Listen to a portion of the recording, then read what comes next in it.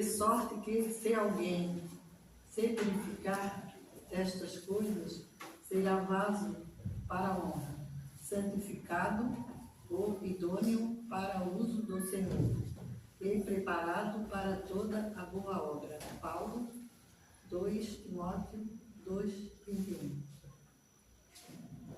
Em cada dia de luta, é indispensável atentar para a utilização do vaso de nossas possibilidades individuais.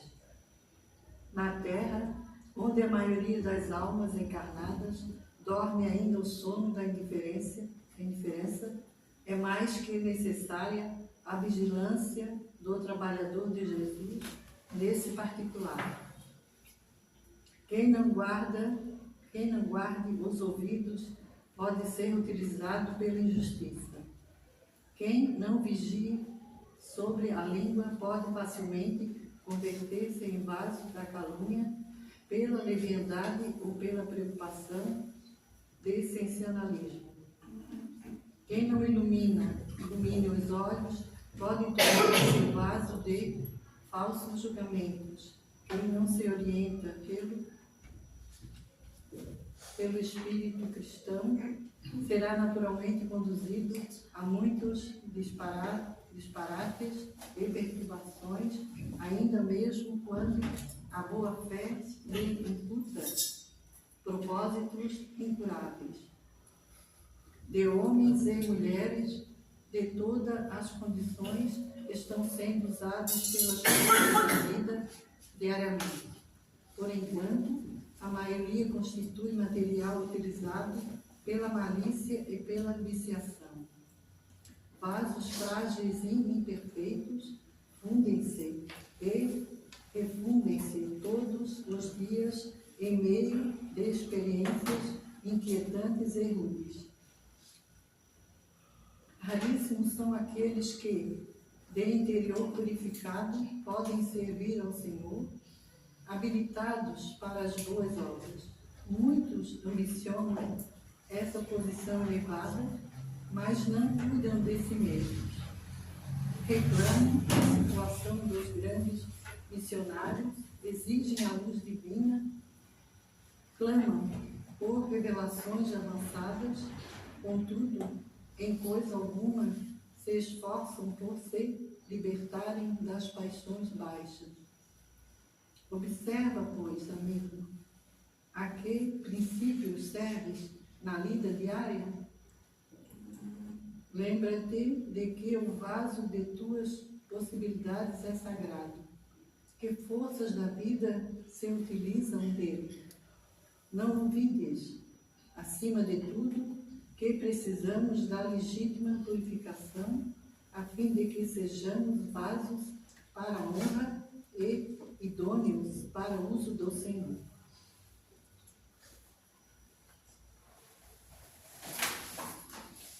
Uma boa noite a todos, então. Todos sejam muito bem-vindos a esta casa.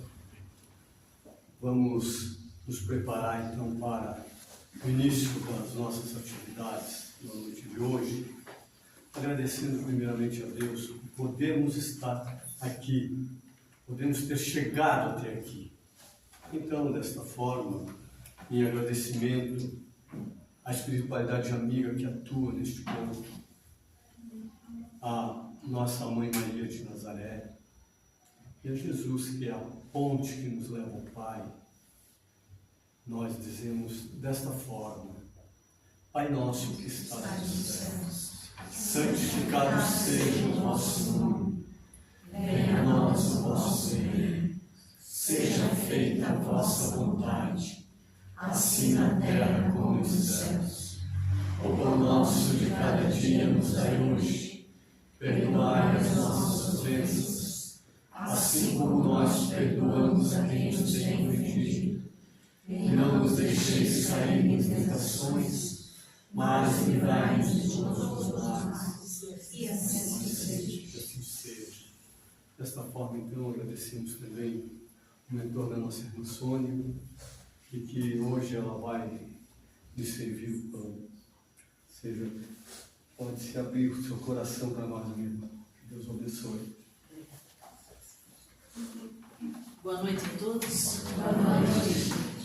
É uma satisfação sempre retornar a essa casa. Eu só queria que levantasse a mão os pais que acabaram de levar as suas crianças aqui para cima. Eu vi as perninhas aqui das crianças. Então, como uma ex-evangelizadora, sempre é possível a gente voltar, eu quero fazer um agradecimento muito especial a vocês. Nós sabemos que a nossa vida cotidiana demanda o nosso esforço. E a essa hora da noite, a maioria das pessoas só pensa em chegar em casa, fazer a sua higiene, tomar um café, jantar com a família, ir para a cama ou para o sofá, ver o que está acontecendo nas Olimpíadas. Então, os pais que enfrentam o cansaço, a resistência, vêm assistir uma palestra e trazem as suas crianças aqui para cima, mal sabem a diferença que isso vai fazer na vida deles amanhã.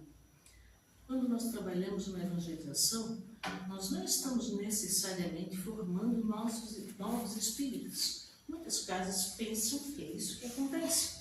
E provavelmente pode acontecer, né? Se a família continua espírita, a criança educada nesse meio, vai adotar o espiritismo como religião. Mas a função principal da evangelização é apresentar para esses espíritos, que podem ser mais antigos do que nós, as verdades eternas, o contato com o Cristo, as verdades cristãs. E nunca me interessou muito pessoalmente se essa criança que tinha na minha turma, um adolescente para evangelizar, no futuro vai ser budista, protestante, vai ser luterano, vai ser evangélico. Toda religião é boa à medida em que nos torna pessoas melhores. O fundamento das nossas religiões aqui ocidentais é o Cristo e é o tipo mais perfeito que ele pode ter. Então, muito obrigada aos pais que tiram um pouco mais de energia, um pouco mais de disciplina, e nisso favorecem a educação das crianças, porque elas são educadas muito mais pelo exemplo do que pelas palavras. Não adianta dizer, é importante te levar na igreja, tu ires lá na catequese ou na evangelização, enquanto o próprio pai e a própria mãe não participam. Então vocês vêm, trazem as crianças e permanecem aqui. Agradecimento feito. O meu tema de hoje tem a ver com a doutrina espírita também. Amai-vos e instruí-vos. Vocês sabem de onde eu fui buscar isso, né? No capítulo 6 do Evangelho segundo o Espiritismo, o Cristo Consolador é o nome do capítulo. E eu vou tomar a liberdade de ler frase a frase desse capítulo e comentar com vocês. Vou começar pelo último parágrafo, que justifica o meu título. Espíritas, amai-vos, este primeiro ensinamento, instruí-vos, este o segundo. Todas as verdades encontram-se no cristianismo. Os erros que nele se arraigaram são de origem humana. E eis que do além-túmulo, que julgáveis o nada, vozes vos clamam, irmãos, nada perece. Jesus Cristo é o vencedor do mal. Sede, pois, os vencedores da impiedade. Então Jesus veio nos trazer lições, ele veio ensinar pelo exemplo. Uma vida pública curta, 3 anos só, lidando com o povo. E o que ele mais ensinou foi o modo de agir, os exemplos que ele deu. E o conselho não é, espíritas, amai, porque daí a gente poderia pensar, legal, vou amar todo mundo. Também, amai-vos, amai-vos pessoalmente. Nós devemos nos amar como forma de gratidão a Deus pela chance da reencarnação. Nós precisamos amar uns aos outros. Então, picuinha, vaidade, ego grande, tudo isso deve ficar do lado de fora daquela porta. Porque a gente exercita esses costumes, em regra, lá fora, no ambiente de trabalho. Mas aqui dentro vale a boa vontade, vale a autoridade real, como a autoridade que os espíritos dizem que existe do outro lado da vida. Não tem a ver com poder, não tem a ver com dinheiro, a autoridade verdadeira é moral. É a única autoridade.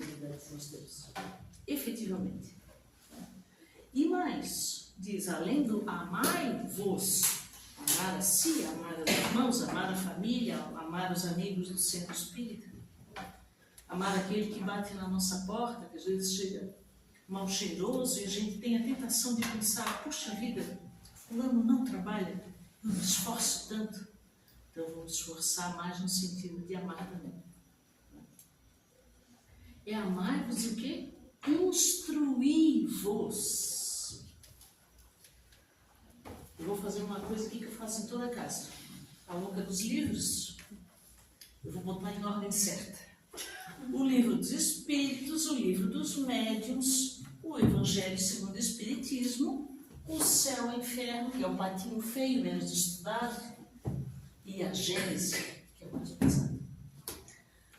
No censo que o Brasil realizou em 2010, constatou-se uma coisa interessante, que aqueles que se declaram espírita em cotejamento com os outros são os que têm a maior escolaridade. Quer dizer que o espírita gosta de estudar. Ah, senhora, mas eu não gosto de estudar, não gosto de ler, não tenho paciência para ler. Todo mundo vai para o ônibus, vai trabalhar com fonezinho de ouvido?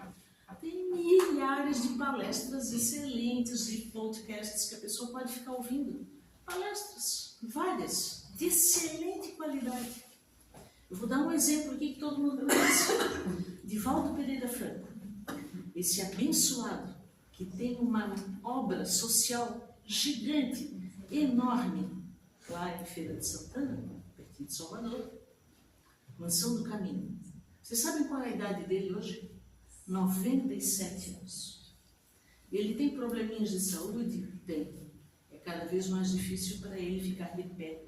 E muitas vezes ele dá palestra sentado. Mas ele sabe quantas vezes por mês ou por semana ele estuda? Todos os dias. Quem assistiu o filme aí, sobre a vida dele, ele começou com esse livrinho aqui, o Livro dos Espíritos. Aí a mentora, Joana de Ângeles, disse para ele, Divaldo, leia. Leu. Acabei, e agora? Leia com atenção, olha. Li 2 vezes e agora estudei. Você sabe a diferença entre ler e estudar? Ler é mais ou menos como folhear a revista, né? A gente faz aquela leitura em diagonal só para saber do que trata. Estudar, como eu sou antiga, eu estudava um dicionário e uma gramática do lado. Não tinha Delta Larousse, não tinha Barça em casa, mas tinha na biblioteca da escola. Hoje a gente tem no celular, na palma da mão. Dá um Google e descobre uma infinidade. Mas a internet tem muita porcaria também. Então nós precisamos ser seletivos. E Divaldo estuda todos os dias. Como é que ele faz? 97 anos.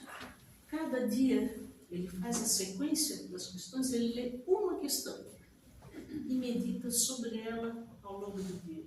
E no final do dia ele volta a ler e diz, então agora o meu entendimento já está mais sedimentado. Quantas vezes, me perguntem, ele já leu as 1019 questões e já as estudou? Não faço a menor ideia. Ele tem 97 anos, ele começou bem jovenzinho. Então ele já sabe isso de trás para frente. Verdade? Verdade. Mas por que estudar nessa altura da vida? O que ele vai aprender a mais? Nós evoluímos todos os dias graças à instrução. Eu comentava com a irmã aqui no começo, que a gente só para de aprender aqui na hora que os nossos olhinhos fecharem e o nosso coração parar de bater.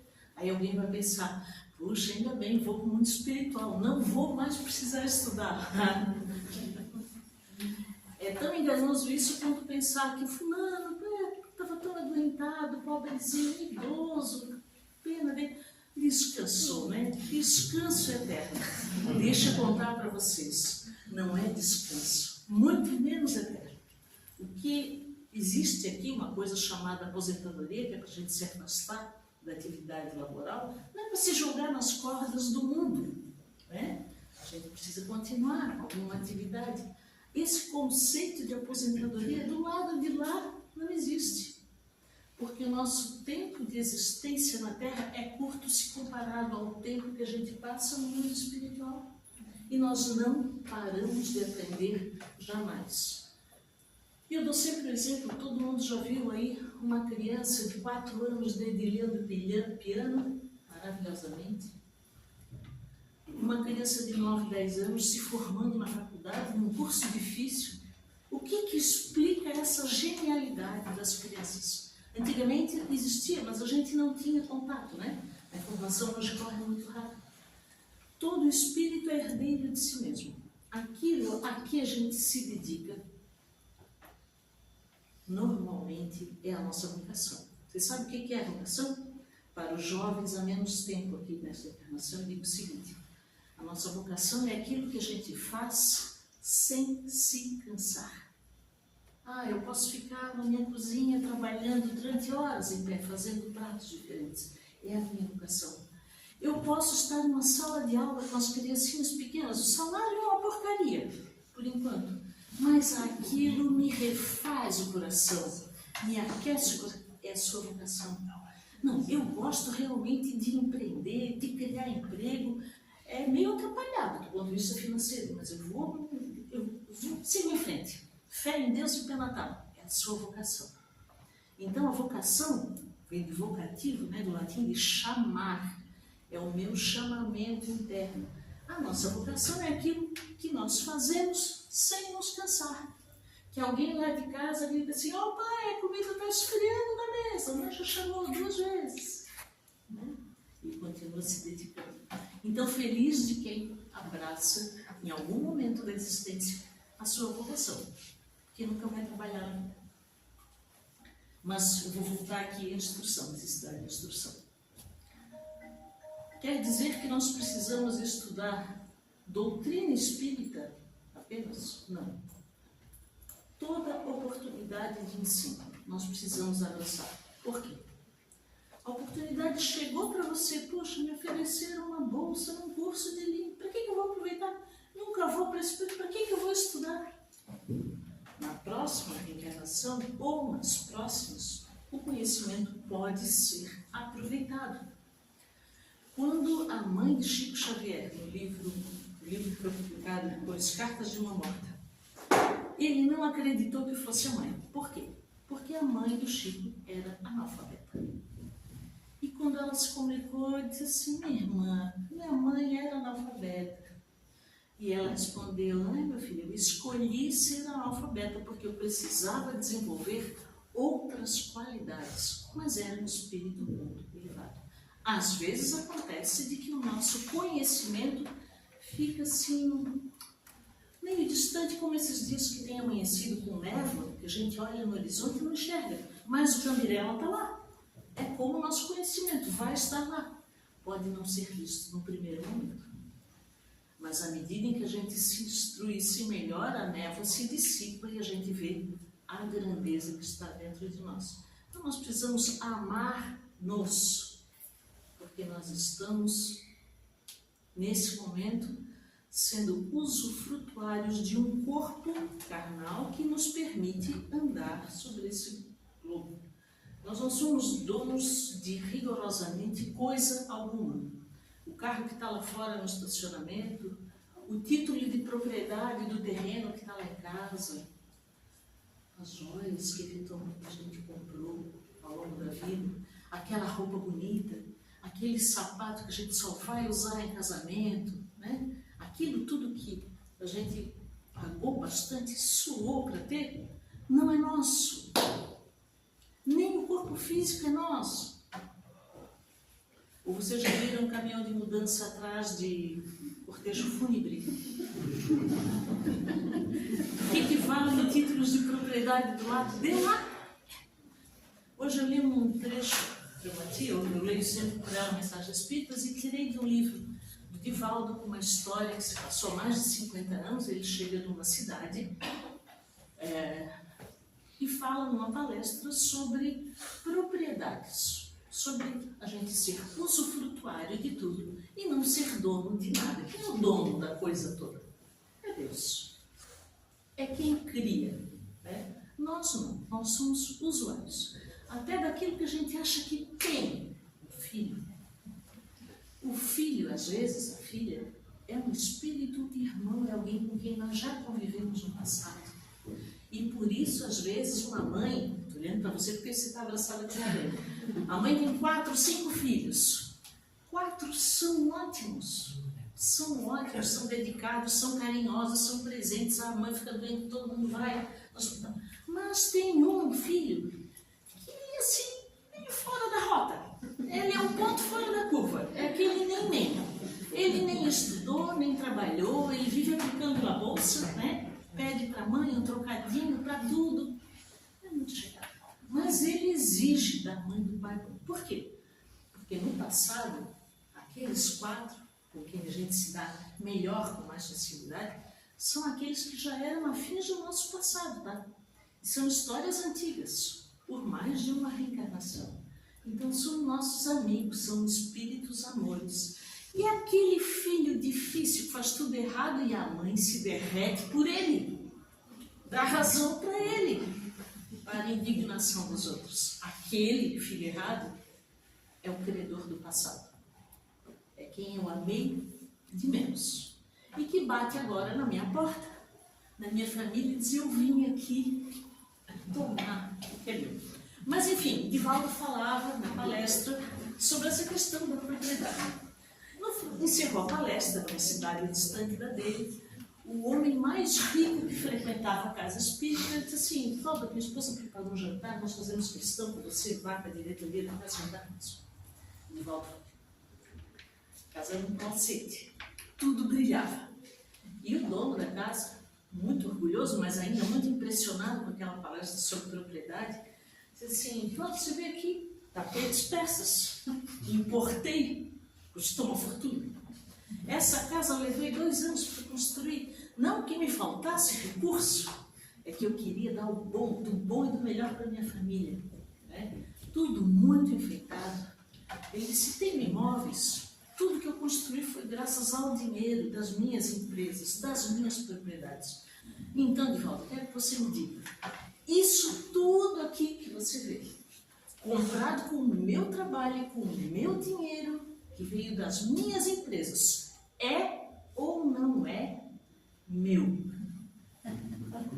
Divaldo responde com outra pergunta. Um pedido, ele disse: o senhor me peça para fazer essa pergunta daqui a 80 anos? Que daí 80 anos, os 2 já foram para ali lá. E o que ficou? Nada. Rigorosamente nada. O que vai na nossa sacolinha? Então, tem aqui uma sacolinha, né? Então, a Sônia Maria aqui vai desencarnar amanhã, porque para ali do lado de lá abaixo está lá de cá. O que vai aqui na sacolinha? Mas é verdade. A gente não sabe o dia de amanhã, por isso que a gente tem que amar, sorrir, né, se divertir. O que vai na minha sacolinha? Aquilo que eu desenvolvi aqui e aqui. Estimulei o meu intelecto, me desenvolvi do ponto de vista intelectual, agarrei as oportunidades de estudo que apareceram. Isso é uma coisa. As qualidades que eu desenvolvi aqui. Parei de falar mal de todo mundo.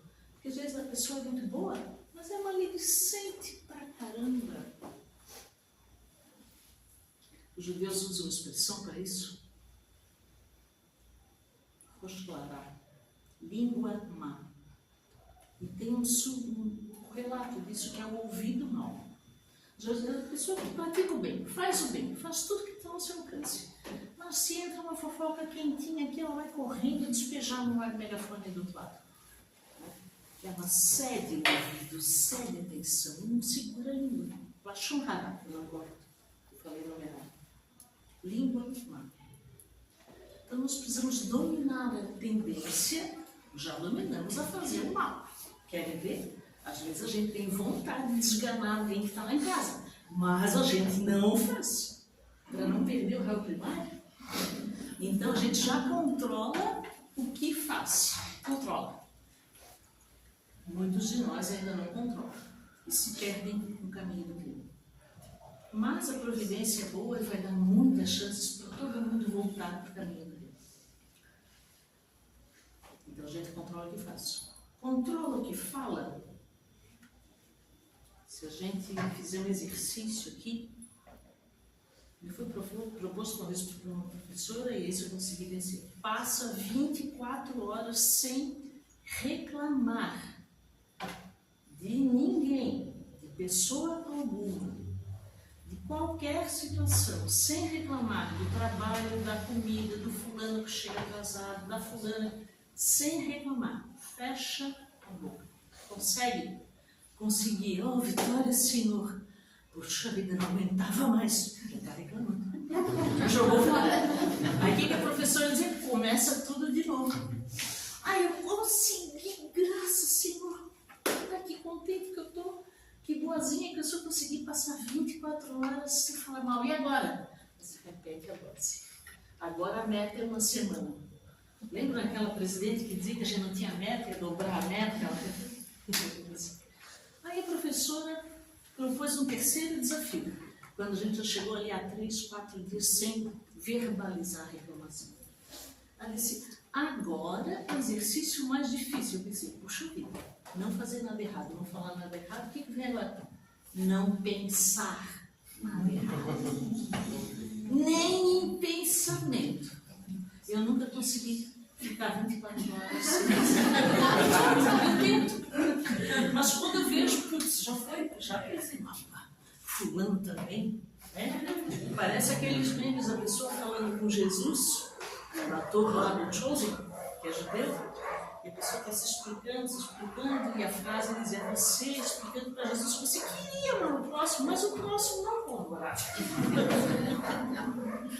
Essa é a nossa evolução. E para que estudar? Porque pela instrução vem discernimento. Quanto mais nós nos aplicamos ao estudo, maior a nossa sacola de ferramentas para saber lidar com as situações. E aí, qual é o próximo passo?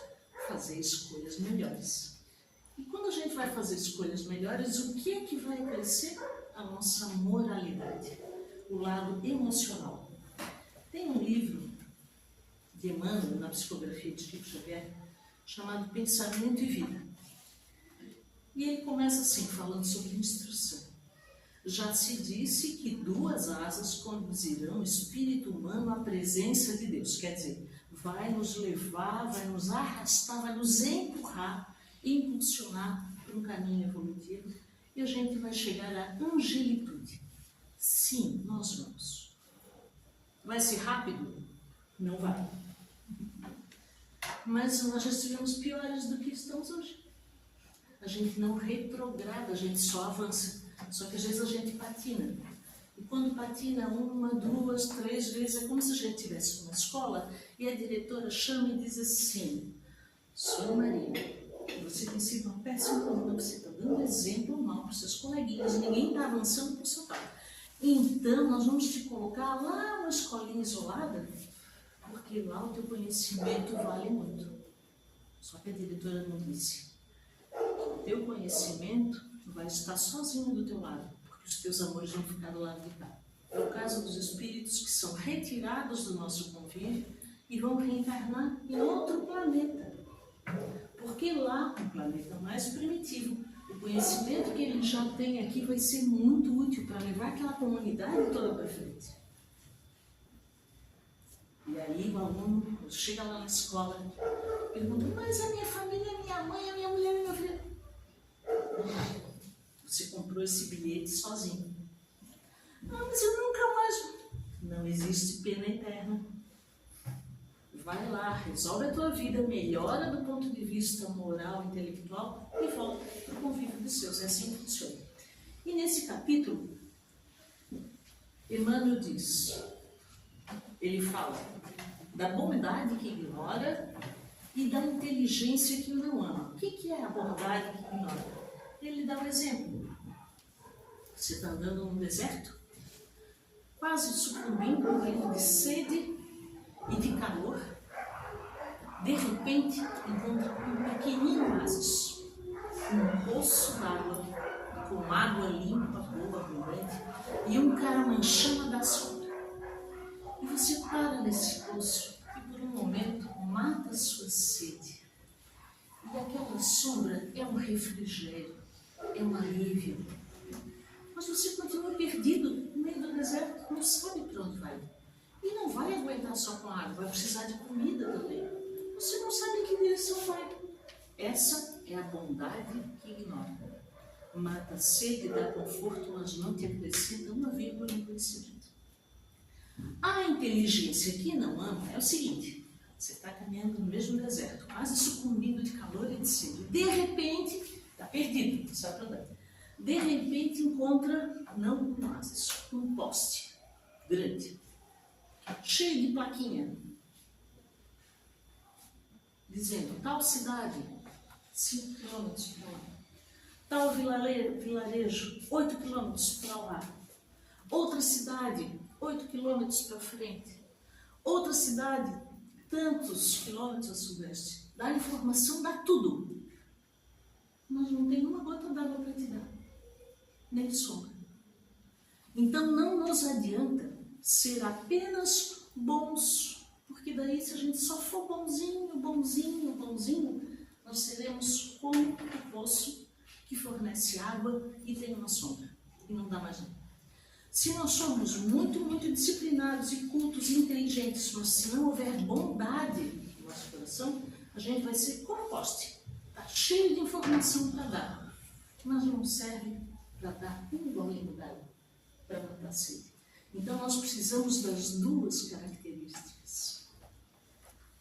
E quem é que diz essa mensagem? Não li o texto todo, mas a Helena que está de prova, que ele já leu isso várias vezes.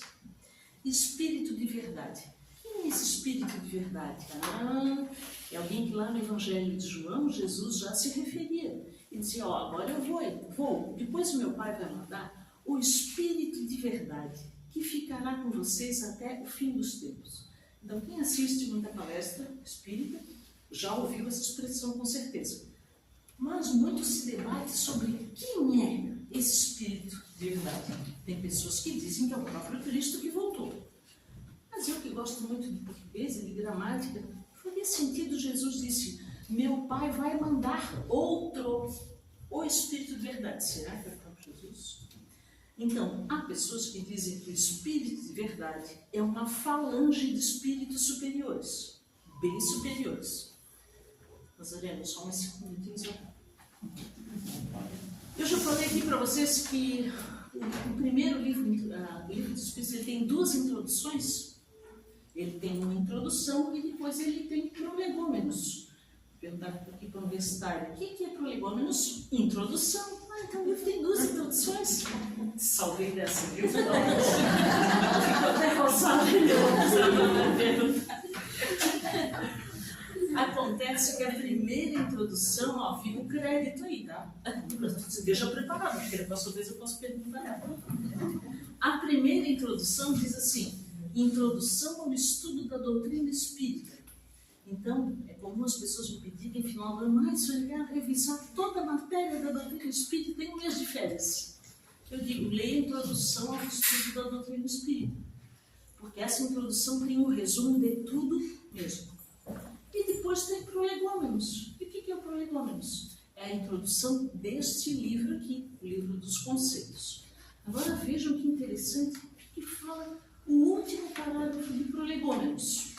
Vai dizer assim: lembra-te de que os bons espíritos só dispensam assistência aos que servem a Deus com humildade e desinteresse, e que repudiam a todo aquele que busca na senda do céu um degrau para conquistar coisas da terra. Fica a dica: se você está rezando para pedir coisas materiais, não vai rolar. O que nós devemos pedir? Força, discernimento, calma, coragem para enfrentar provas e dificuldades. Porque coisas materiais, rezar para ganhar na loteria, não vai rolar. Então fica a dica. Que se afastam do orgulhoso e do ambicioso. O orgulho e a ambição serão sempre uma barreira erguida entre o homem e Deus. São um véu lançado sobre as claridades celestes. E Deus não pode servir-se do cego para fazer perceptível a luz. Quando a gente quer servir a Deus, tem que se esforçar para ser melhor, para ser mais culto, para ser mais instruído. Quem assina? João Evangelista. Santo Agostinho, sim, Santo Agostinho, aquele lá, Santo Católico, São Vicente de Paulo, São Luís, o Espírito da Verdade, Sócrates, Platão, Fénelon, Franklin, Swedenborg, entre outros. Viram só a galera? Assim na introdução. Então, há pessoas que dizem que o Espírito da Verdade é essa pleiade, essa comunidade de espíritos superiores, que vem nos transmitir coisas muito importantes, muito sábias. Mas há também quem pense que esse Espírito não seja o dirigente, seja a própria falange. O que não faz muito sentido, eu penso, porque às vezes ele se identifica no Evangelho, no Livro dos Espíritos, como Santo Agostinho, como Espírito da Verdade, como São Luís. A gente se depara com esses. Então está mais para chefe da falange. E a FEB, a Federação Espírita Brasileira, diz que o Espírito da Verdade é um espírito. Como aquele espírito familiar que aparece com Kardec, fala com Kardec. Kardec pergunta 2 vezes, mas quem é você? Ele diz, mais ou menos assim, de maneira mais educada, não interessa quem eu sou, para ti eu sou um espírito familiar. Aí Kardec insiste, bota o pé na porta e diz, mas assim, o senhor pode me dizer quem o senhor foi em outra encarnação? O espírito diz, isso é falta de descrição, meu filho. Para ti eu sou o espírito da verdade. E ponto final. Então não nos interessa muito saber quem foi. Assim como às vezes as pessoas se debatem muito no movimento espírita, não, porque Judas foi Joana d'Arc e depois foi Leon Denis. Não tem umas correntes que fulano foi Beltrano, vão fazendo aí as reencarnações do Chico Xavier até chegar a Flávia lá, a filha de Públio Lentulus, livrador de Dolores. Pode ser? Pode. Interessa para nós? Não. O que interessa é que cada um constrói em si, em inteligência e em bondade. Lembrem que o Pestalozzi já dizia para o Kardec que para evoluir uma criança na escola precisa ser estimulada para pensar, sentir, falar e fazer. Então vamos colocar nossa mente, nosso coração, a nossa língua e as nossas mãos à obra. Muito obrigada pela paciência de hoje. Que Deus nos abençoe sempre. E vamos estudar uma questãozinha por dia. Às vezes a pessoa diz, poxa vida, não tenho dinheiro. Dinheiro falta para todo mundo. Existe versão desse livro aqui, que é o principal e o Evangelho, por menos de R$10, em brochura. Se a gente for agora na padaria comprar um pão, uma manteiga, 1 litro de leite, antigamente comprava também um café, a gente gasta mais do que os R$10. Então invistam em vocês. A gente compra tanta porcaria lá para casa mesmo. Por favor, tenha um livro físico em casa. Porque daí, quando faltar o sinal da internet, puxa vida, a internet, ao invés de reclamar, a gente pega conhecimento de verdade para se abastecer e para se nutrir, tá bom? Então é isso. Muito obrigada.